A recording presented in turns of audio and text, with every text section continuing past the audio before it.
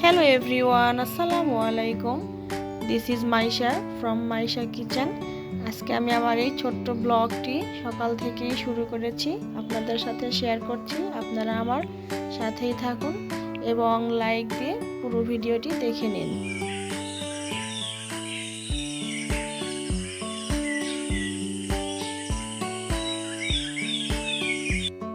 ভোরে ঘুম থেকে উঠলে কিন্তু পাখির এই কিচিরমিচির আওয়াজ শোনা যায়। ভাবলাম আজকে সকালে সবজি খিচুড়ি আর ডিম সিদ্ধ দিয়ে নাস্তা করি, যেই ভাবা সেই কাজ। পরে আমি খিচুড়ির জন্য চাল ডাল নিয়েছি, এদিকে সবজি কেটে ধুয়ে চাল ডালের সাথে একবারে মিক্সড করে নিয়েছি।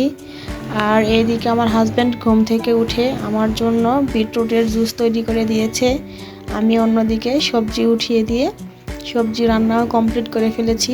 মাশাআল্লাহ, ডিম সিদ্ধও হয়ে গেছে। গরম গরম সবজি খিচুড়ি, ডিম সিদ্ধ।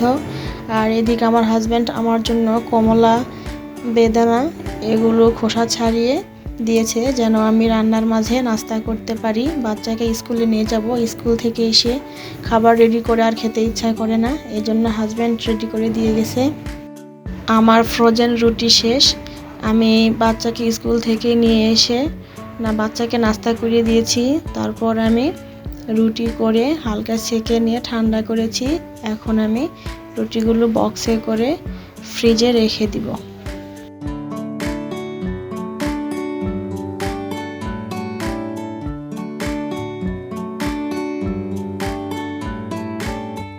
এভাবে রুটি করে রাখলে বেশ সুবিধা হয়, তাছাড়া বেশ প্যারা হয়ে যায়। এভাবে ফ্রোজেন করে রাখলে খাওয়ার 1 ঘন্টা আগে বের করে ভেজে নিয়ে খাওয়া যায়।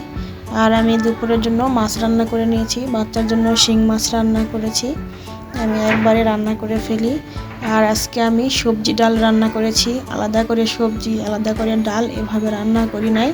সবজি কেটে নিয়েছি আর অন্যদিকে আমি ডাল সিদ্ধ দিয়েছিলাম। আর এই ডালের মধ্যেই আমি এখন সবজিগুলো দিয়ে দিব। আমি আলাদা করে ডাল সিদ্ধ করে নিয়েছি, যেন সবজির সাথে দিলে আবার যদি না সিদ্ধ হয়, এই জন্য আমি আগে একটু সিদ্ধ করে নিয়েছি। সবজি দিলাম, কাঁচামরিচ দিয়েছি, আদার্স সব মশলা দিয়ে আমি ভালোভাবে সিদ্ধ করে নিয়েছি। এই যে সিদ্ধ হয়ে গেছে, আমি এখন এই ডাল সবজি বাগার দিয়ে নিব। মাশাআল্লাহ, আমার ডাল সবজি কমপ্লিট। আলাদাভাবে ডাল সবজি রান্না করতে গেলে টাইম আরও বেশি লাগবে, তাই ভাবলাম একবারেই এভাবে করে নেই, এতে করে টাইম কম লাগবে, স্বাদেরও একটু ভিন্নতা, খেতেও ভালো লাগবে। আলহামদুলিল্লাহ, আমার এই ছোট্ট ব্লগটি আজকে আপনাদের কাছে কেমন লেগেছে অবশ্যই কমেন্ট করে জানাবেন। সবাই ভালো থাকবেন। Tata and take care.